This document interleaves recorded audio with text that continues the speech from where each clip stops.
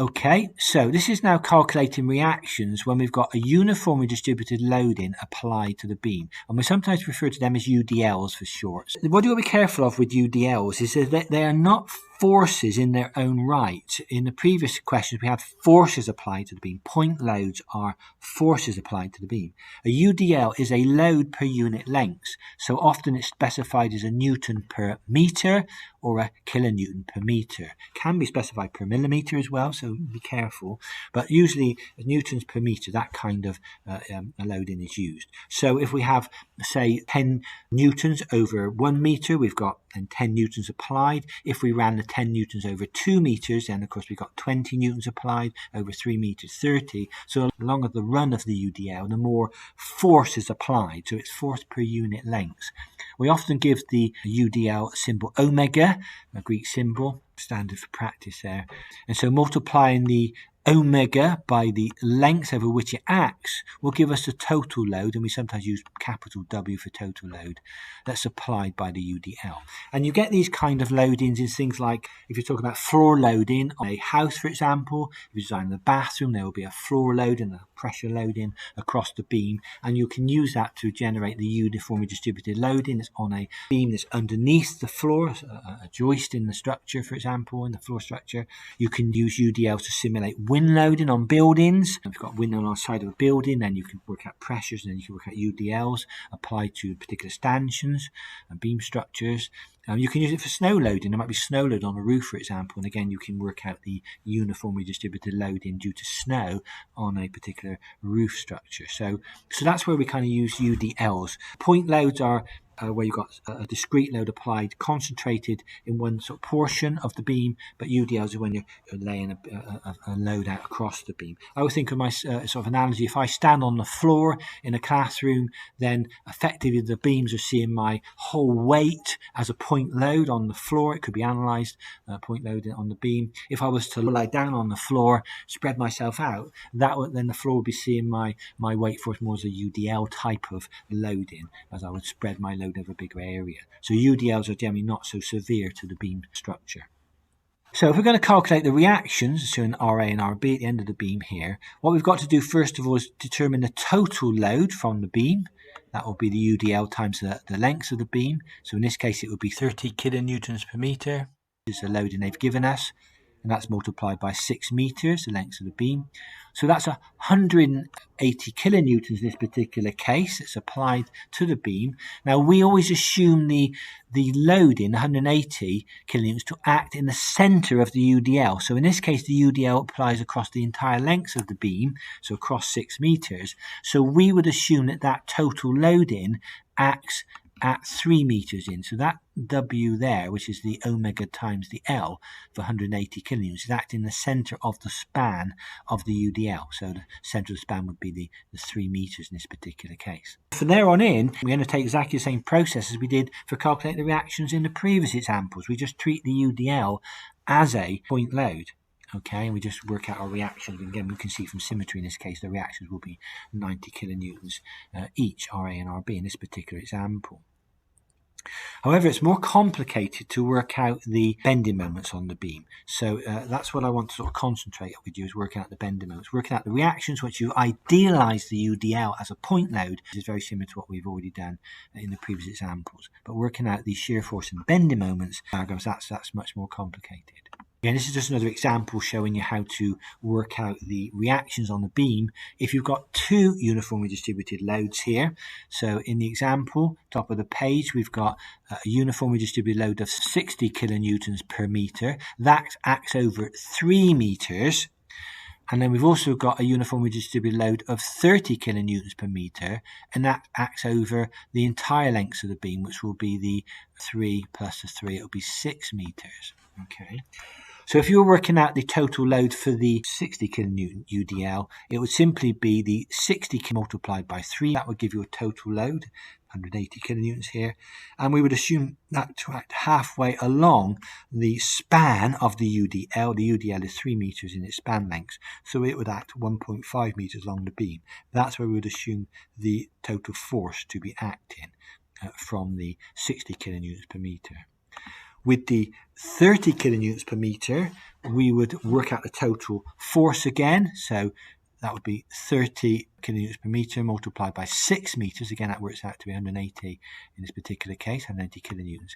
But that would be assumed to act halfway along the 6 meter span. So that would be acting 3 meters along the length of the beam. Okay, so be careful where you apply those. Happen to be both the same load in this case, but they're applied at different positions because the centroid of the UDL is different. The centroid of the UDL for the 60 kilonewtons per meter is half of 3, and the centroid of the UDL for the 30 kilonewtons per meter is half of the 6.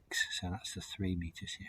But again, from that point onwards, you just consider the beam to have 2-point loads on it at those locations, and you just take moments about RA, work out RB, summate your vertical forces to find RA. The process is exactly the same. There's a full work solution. I'm not going to labour that. You can work that through at your own pace. But that's what we're basically doing, just considering the UDLs as point loads. So there's my first UDL, and that becomes a point load of 180. And then my second UDL, and that also becomes a point load of 180 there. And then from there, it's just a question of rearranging the equations as we did before and solving them. So slight difference when we're dealing with UDLs for finding reactions in the calculations. Example 3. Raster draw the shear force and bending moment diagrams for the simply supported beam shown that has a UDL 1 kilonewton per meter along its entire length. Its length is 10 meters. So I just want to take you through this, overview this with you. I've got no point loads applied here because I'm trying to keep it relatively straightforward for working out these shear force and bending diagrams with no complications. But we will see in a moment, we will see that we'll have point loads. So this is example 3. Now again, in this particular case, you can work out the reactions by inspection, by symmetry. We've got 1 kilonewton per meter applied over the entire length of the beam. I've written that in terms of newtons here, so it's 1,000 newtons per meter over the entire length of the beam. So I could easily work out the total force here, because 1,000 newtons per meter times 10 meters, that will be my 10,000 newtons. And then 10,000 newtons divided by 2 will give us the reactions. All right, so beam reactions RA and RE in this particular case can be found by symmetry. They must be the same as each other. So RA is equal to RE, and that's a half of the total load from the UDL. So 1,000 newtons per meter times the 10 meters, that's 10,000 newtons, and divide by 2 gives you 5,000 newtons. If you did want to do it with the conventional way of taking moments about a point and summating vertical forces, you'll get exactly the same answers anyway. But I would encourage you to use symmetry wherever symmetry can be found. So straight away we've got the values of RA and RE for our analysis.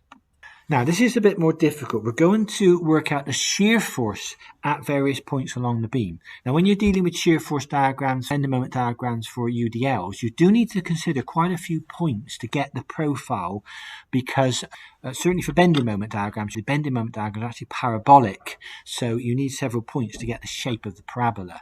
It's not quite so bad with the shear force diagram because they're linear lines. Nevertheless, taking a few points helps to check out your solutions here.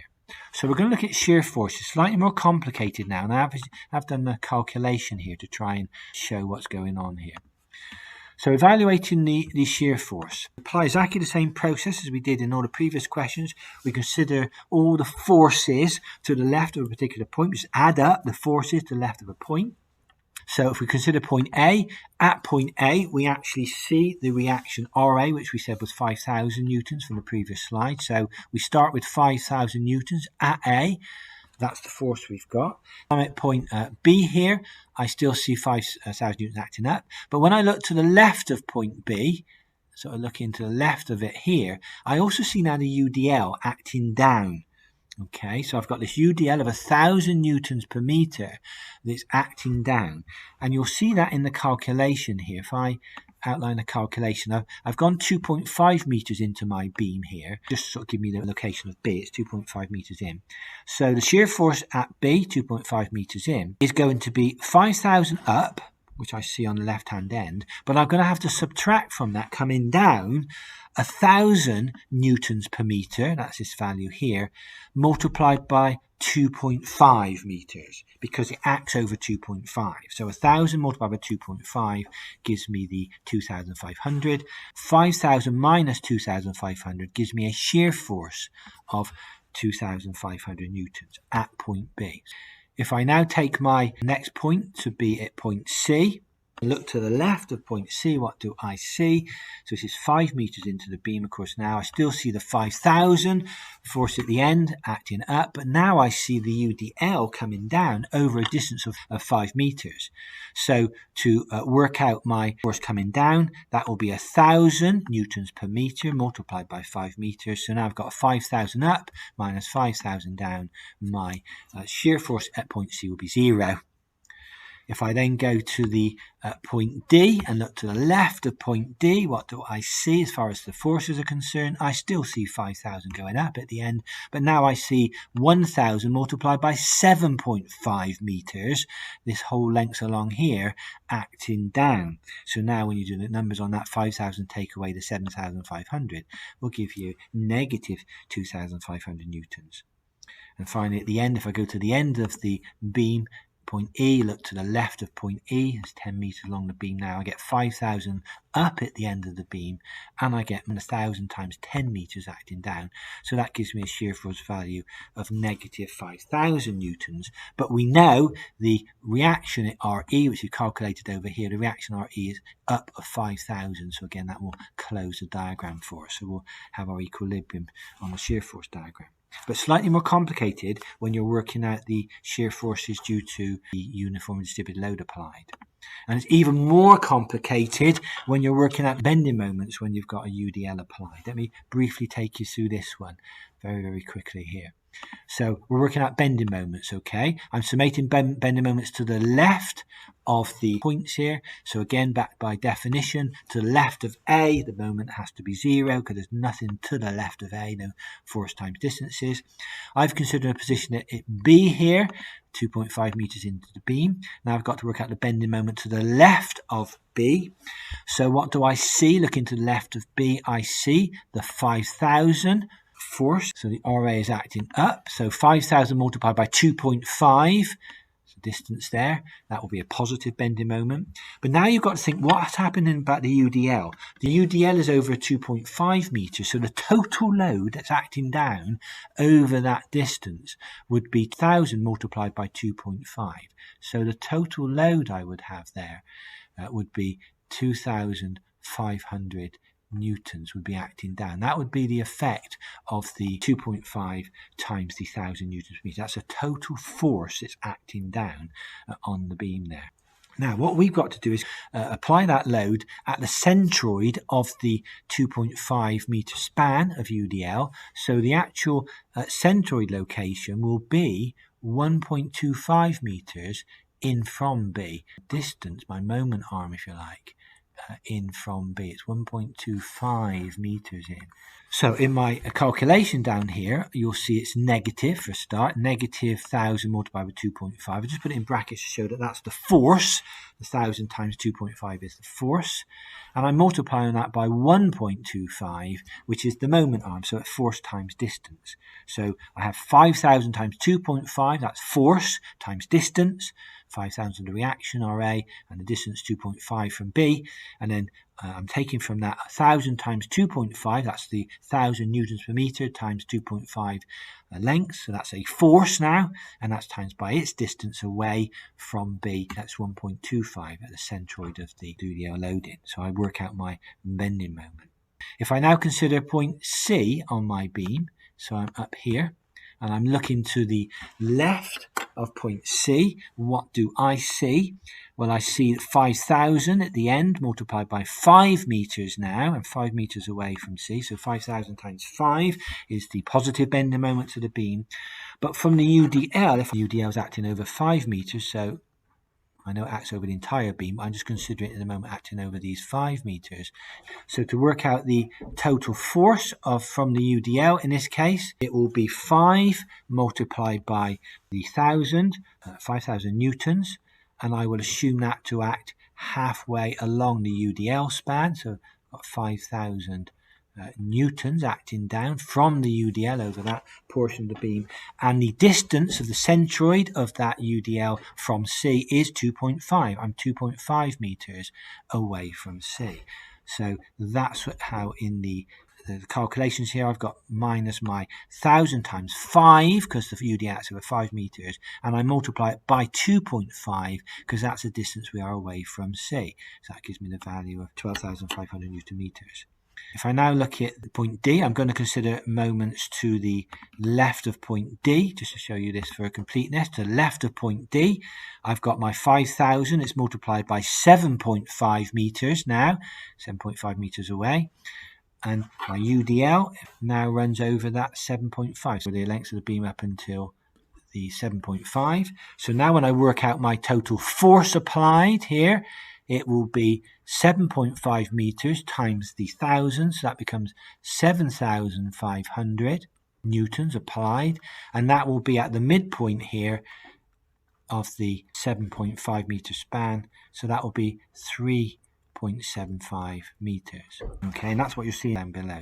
The 1,000 multiplied by 7.5 total force, that's 7,500 newtons, and we act halfway along that span, halfway along the 7.5 meters is 3.75 meters to work out the value. Now obviously we could have got that by symmetry, because it's been symmetrical. I could have easily said that that was the same as MB to begin with, but I just want to show you how that moment arm works for the calculations there. Finally, considering point E, if we take moments to the left of point E, we now have the 5,000 reaction RA multiplied by 10 meters, and we subtract from that the 1,000 newtons per meter multiplied by 10 meters now. That gives us 10,000 newtons, which we assume to act halfway along the beam. So that will be 5 meter moment arm. Evaluating that becomes 0, which of course we can clearly see because taking moments to the right of point E by inspection, we can see there's nothing there. So the bending moment E must be 0. The full calculations shown on one slide here. I'm just going to show you how the diagrams are plotted. You're just plotting these points. So at the A, B, C, D, and you're plotting the shear force diagrams. The shear force diagram, you've got A is 5,000 newtons, B is 2,500 newtons, C is 0. All you do is plotting them on the diagram. So A is 5,000, you've got 2,500, 0, then the minus 2,500, then the minus 5,000. Just plotting the points on the diagram, and then you can join the shear force diagram. And you're just doing the same for the bending moment, just working out your bending moment. So you're literally just plotting these points on the bending moment diagram. That's all that's kind of happening here. Of course, it is symmetrical in this particular case. So with UDLs applied to the beams, we have linear lines on the shear force diagram, and we have parabolic lines on the bending moment diagram. If you contrast that with the previous beam we analysed, when you have point loads on a beam, you have these horizontal and vertical lines on the shear force diagram, and you have diagonal lines on the bending moment diagram. So please note the difference in the diagrams when they're plotted. So question 7, for the beams shown that's subject to combined loading, we're asked to draw the shear force and bending moment diagrams. So this is a simply supported beam with reaction loads at the ends, and we have two applied loads. We've got 20 kilonewtons applied here, 1 meter from the left hand end, and 40 kilonewtons applied here, and that's 4 meters from the left hand end. We also have a UDL of 10 kilonewtons per meter, and in this case that's applied along the entire length of the beam, so that's over a span of 6 meters. And just for reference, these slabs of loading which we see represented UDLs, sometimes they're also shown like this, hedgehog type loading, also represents uniformly distributed loading. So here's a solution for question 7.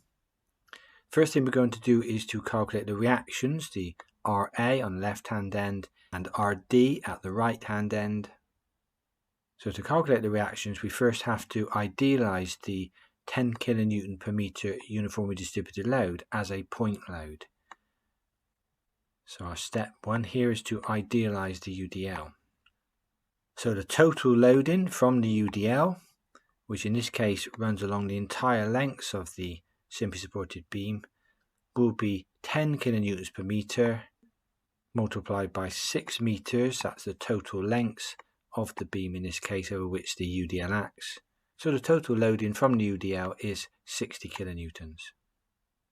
So now we consider this 60 kilonewtons to act at the midspan of the UDL, and that will be in this case 3 meters in from the left hand end, because that's halfway along the 6 meter span over which the UDL runs. So next up in our process, we're going to take moments about point A on the beam, the left hand end of the beam here. Summation of the anti-clockwise moments is equal to summation of the clockwise moments about point A. So in this case, clockwise moments would be 20 kilonewtons multiplied by 1 meter, shown here. 40 kilonewtons multiplied by 4 meters, shown here. And we've got the UDL idealized as the point load of 60 kilonewtons acting 3 meters in from point A. And that's shown here, 60 multiplied by 3. And anti-clockwise moments in this case will be RD multiplied by these 6 meters. So 6RD is on the left hand side of the equation. So rearranging the equation, solving for RD in this case, we find that RD is equal to 60 kilonewtons. And then to find reaction at RA, we simply summate the vertical forces for equilibrium. So the upward forces equals the downward forces. So in this case, the upward forces are RA and RD. So RA and RD is 60 from above. And the downward forces will be the 20 kilonewtons added to the 40 kilonewtons added to the idealized UDL of 60 kilonewtons. So 20 add 40 add 60. Rearranging for RA, we find that RA is also 60 kilonewtons in this particular case.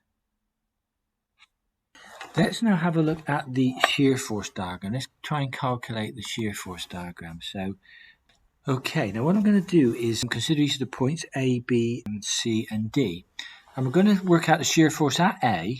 Then we're going to work out the shear force just to the left of B. Then just to the right, so we capture the point load. Then we're going to calculate the shear force to the left of C, fractionally to the left of C, and fractionally to the right of C, and then the shear force at D. And that will find the jumps in the shear force, because what you'll notice now is where we have point loads on the beam, the shear force will jump by those point loads, a bit like it did when we were just considering point loads alone, but we've also got the complexity here of having the UDL along the length of the beam. So it slightly complicates things a little bit. Let's calculate the shear force at A. So we know at the left-hand end of the beam, we've got the 60 kilonewtons acting up. So we've calculated. Now let's take a position. Imagine you're just fractionally to the left of point B. So we're just not on point B. We haven't quite reached that point load yet. Let's look at what the shear force would be to the left of the point B. So we will see the 60 going upwards, and then coming down now we will have the UDL. So we got minus, the UDL is 10 kilonewtons per meter, and that's multiplied by 1 meter. So we will have 50 kilonewtons just to the left, fractionally to the left of point B. If we now consider that we're going to look at the point fractionally to the right of point B, just after where the 20 kilonewtons is applied, what you now see is you've got the 60. I've got 60, and I'm still going to see my 10 multiplied by 1. I'm just keeping this format, so hopefully you can sort of understand how I'm building it up. So that's 10 kilonewtons per meter times 1 meter. But now I would also see the 20 kilonewtons, and that's acting down. Okay, so again, it's all the shear force diagram is adding up all these forces to the left or right of a point. So it's very easy to calculate. It's just kind of understanding what you got to calculate for the configuration of the beam. So those two are effectively at the same point. All right, it's just sort of just fractioning to the left of B, just fractioning to the right of B. That's what we'll see. We'll see that jump in the shear force diagram when we come to draw it. There'll be basically 2 points at B is what we would draw on our diagram. Let's now consider point C. And again, we do exactly the same consideration now, just to the left of point C. There. So my shear force C is equal to, and then looking just fractionally to the right of point C. So just consider myself now this side of C. What do I get? So that'll be negative 40 kilonewtons. Okay, and if I do the last one, fraction to the left of point D, and then at D gives me negative 60. Shear force, if I look at slightly right of D, that makes sense to you. So I've laboured that a little bit, but hopefully you can see how it's being built up. So the left-hand reaction is kind of always there in all the, right from the left-hand end right the way through, and then the UDL kind of gets built up as you go increasingly to the right from A, so the UDL gets bigger and bigger and bigger.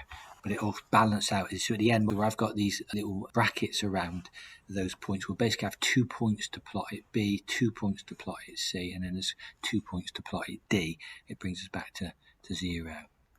There are, if you like, 2 points to plot at A because you start from 0, but we know it's 60 at A.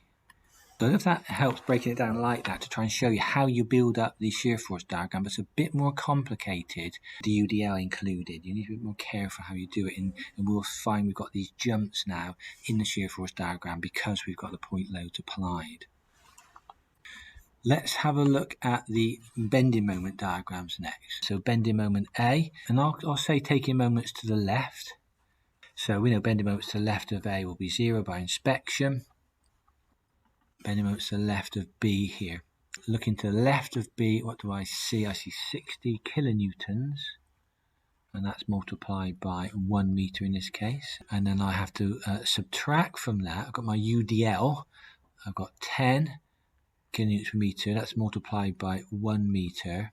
I'm going to put it in brackets. I don't need it mathematically, but I'm going to put it in brackets to show that that's the UDL being accounted for, and that gives me a force. And then I need to multiply my force by a distance. So the distance in this case will be 0.5. So again, try and think about what we're doing here. We're working out the total force of 10 kilonewtons, and we assume it to act halfway along that span. So that's where the 0.5 comes from. It's negative, of course, because it's trying to hog the beam, as we say. It's trying to bend it, if you like, in a downward shape, you could say.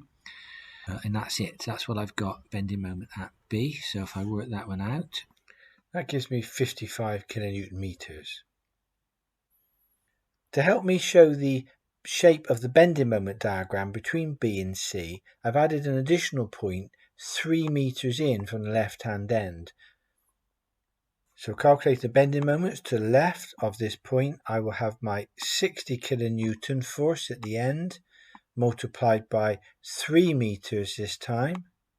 I then will subtract the 10 kilonewton meter UDL multiplied by 3 meters to find the total force, which we assume then to act halfway along that span. That's at 1.5 meters.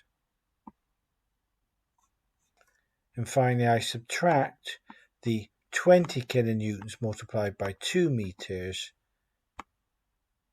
to account for the bending moment due to the point load. That evaluates to give me a bending moment in the centre of the beam of 95 kilonewton meters. Up here now, bending moment C, looking to the left of C is equal to, my UDL now is going all the way along here. Right, that's what we consider it. So 60 multiplied by 4 meters minus my 10 multiplied by 4, and that'll be multiplied by 2. So my UDL now, centroid of it is here. So that's the UDL. Now I've got my 20, 3 meters, 100 kilonewton meters. And I think to save ourselves time here, I will say taking moments to the right of D, we can clearly see it's going to be 0. Save a bit of time. Take moments to the right hand side, then MD is equal to 0 by inspection. Okay, if we do it to the left, we've got quite a calculation to do. I did actually take another point, took a point in between C and D actually on my diagram, but to save us time, I'm not going to bother that with you now. So there's the diagrams. It follows through the calculation we've got on the previous slide. This time I've highlighted the shear force in red, so it goes up to 60. Notice how it drops with a linear line on the shear force diagram. It's a linear line between A and B, so that's the linear line across there. So that's showing the drop between 60 and 50. So 60 at A, and then at B we've got the 50 to the 30 at B. So we see the 2 points. You can see at B we got the 50 and we got the 30. Okay, those 2 points occur at B from A to B. Then we've got the vertical line, which relates to the 20 kilonewtons shear force. And then we've got this angled line again across the diagram from B through to C. And at C, it should be 0. And again, if we go back to our shear force diagram, occur here, we should see that as 0 to negative 40 I'm showing there. It's gone here, 0 to negative 14 shown there. Then the diagram, the shear force diagram, then angles on through to negative 60, and then we close the diagram back to 0. So it starts from 0, goes up to 60, and then it follows all our points around. So that's a shear force diagram sketched out for us. And then the bending moment diagram, this is where you really can do with more points plotted. So what you just about notice on this diagram is that these are not linear lines. Because we've got a UDL applied, that's actually a very slight parabola there. And the same along here, that will be a slight parabola that's being shown here up to the maximum bending moment. And again, this is a very, very slight parabola, parabolic shape. As it comes back, they're not linear lines there because you've got a UDL. If the UDL had been partial, say there was no UDL over A and B, then it would be a linear line between A and B on the bending moment diagram, because it's only parabolic where the UDL occurs on the beam. Here's another worked solution of question 7. Just notice I've labelled the beam slightly differently. I have A through to E here, so my left hand reaction is A and my right hand reaction is E, because I've added point C at the centre of the beam, the 3 meters in either end. So this is my reactions worked out. I've used the summation of all the moments equal to 0 format here just to be different, and summation of all the vertical forces equal to 0 for equilibrium. There's my shear force calculations I've done, same as what we've got there. And there's my bending moment calculator. For my bending moment diagram that I plotted, I had a few extra points in my diagram. I put a point. It's a point there, I put a point, and also I've got a point at 0.5 meters in from the left hand end, so I worked out a point there, and then as we did, I worked out a point in the middle, the centre of the beam, the 95, so I've worked out a point sort of there. I'm just doing that to try and give me the profile of the parabola across those sections, otherwise I don't really know the shape. Is it concave, convex? I'm not really sure without working out those points. So question 8. We're asked to draw the shear force and bending moment diagrams for the beam configuration shown. It's a very similar approach required here to as all the previous questions we've considered. Just be careful though, in this particular beam configuration, the uniformly distributed load only runs partially over the beam, so it's only running, as shown here, from points B to point C on the beam. But the same approach is required to calculate the reactions. We'll have to idealize the UDL as a point load. So once the total load from the UDL, shown as W here, is determined by multiplying the 15 kilonewtons per meter by the 2.5 meter length, we will assume that total load to act 1.25 meters in from B. 1.25 meters is half of the 2.5 meters. We will then essentially idealize our beam to have 2 point loads applied, the W loading from the UDL, and don't forget the 10,000 Newton loading shown here from the point load. As before, if we take moments about A, we will calculate reaction RD, and if we summate vertical forces, we will find reaction RA. So then we have to work out the shear forces at A, B, C and D, and then also calculate the bending moments at A, B, C and D.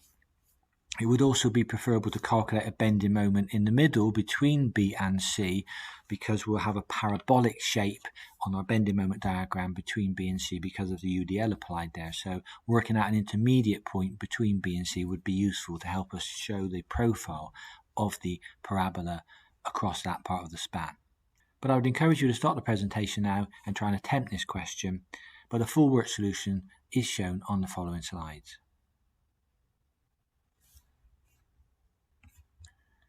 Question 8, here's the solution for the reactions at RA and RD. I use my moment equilibrium equation. First of all, summation of all the moments must equal to 0 in this case.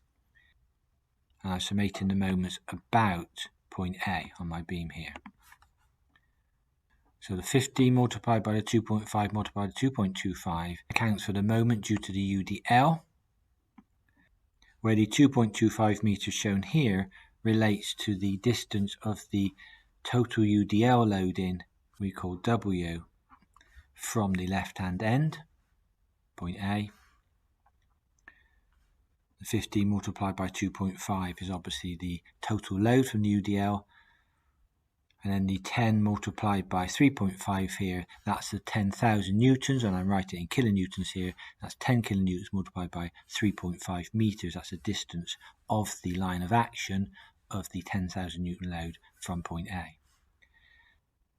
Note that the negative 6RD is shown here because, of course, that's going anti-clockwise about point A. The RD force multiplied by the distance of 6 meters, the length of the beam about A, is going in an anti-clockwise sense. So that's why it's a negative to our sign convention of clockwise moments being positive.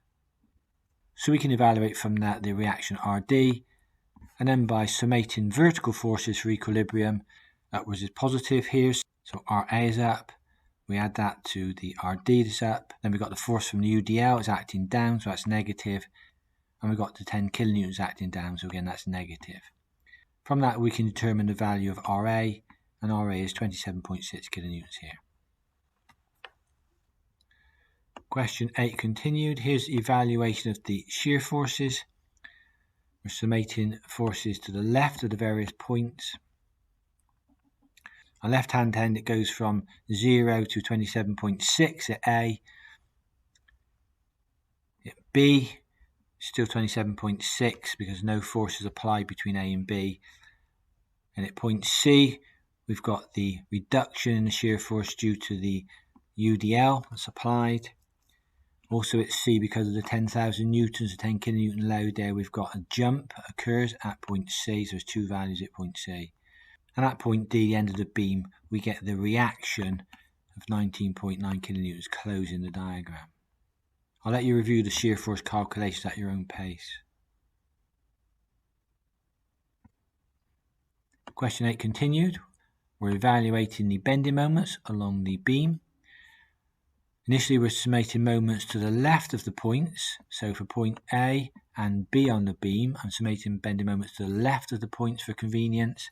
Then notice I'm summating moments to the right of the points C and D here. Again, I'm doing that for convenience of ease of calculation. Notice I did calculate a bending moment at 2 meters in from the left hand end, so somewhere in this location here. And that's to give me an additional point along the UDL to help me draw the parabolic shape on the bending moment diagram. So that's an additional location I calculated a bending moment, purely to help me draw the shape of the parabolic curve over the region B to C. I did also calculate a bending moment at 2.84 meters in from the left hand end. That might sound a strange location, but that's actually where the maximum bending moment on the beam occurs. So somewhere towards this region of the beam. I'll show you in a moment how you actually calculate the location of the maximum bending moment for reference. But we haven't considered those kind of calculations so far in this presentation. The maximum bending moment is 53 kilonewton meters. So question 8 continued. Here are the shear force and bending moment diagrams sketched for us. The shear force diagram is shown in red for clarity. Just note on our shear force diagram, we have horizontal lines where only point loads are applied, a diagonal line associated where the UDL is applied across the beam from B to C. Just note for reference, because of the loading on the beam above, between A and points B on the bending moment diagram, we have a linear line because no UDL over that portion of the beam. But then between B and C, notice the curve is now parabolic because we have a UDL over that portion of the beam. But notice between points C and D, we're back to a linear line on the bending moment diagram because there is no UDL applied between C and D. The maximum bending moment on the beam occurs at a location of 2.84 meters in from the left-hand end, and the calculations to find that particular X location on the beam will be shown on the following slide. And question 8 continued. This is just for reference. This is just showing how the location of the maximum bending moment position can occur. The maximum bending moment position on a beam occurs where there is zero shear force. So the zero shear force is shown in this region here on the diagram. So what I've done is to evaluate the location of the change in shear force, so where it's 0 on our diagram, using what's called similar triangles. So the calculations relate to these triangles here, the triangle shown across here, which is this side of the equation. So x divided by 27.6 is then compared to this triangle, which is 2.5 minus x divided by 9.9. This is called similar triangles here. What I can do now is simply solve the equation for x. So on the next line, I simply multiply both sides by 9.9. So 9.9 divided by 27.6 is 0.35869x. And that leaves with 2.5 minus x on the right-hand side. And I can simply add x to both sides and then divide throughout by the 1.35869 to find the value of x, which is 1.84. That gives me the value of x here, 1.84. And of course, I've got to add 1 meter to get to the left-hand end. So the final location from the left-hand end, where the maximum bending moment occurs, is 2.84 meters. But that's just for reference to show you how to calculate the location of the maximum bending moment should you need to. I hope this presentation has been of interest to you. Thank you for viewing.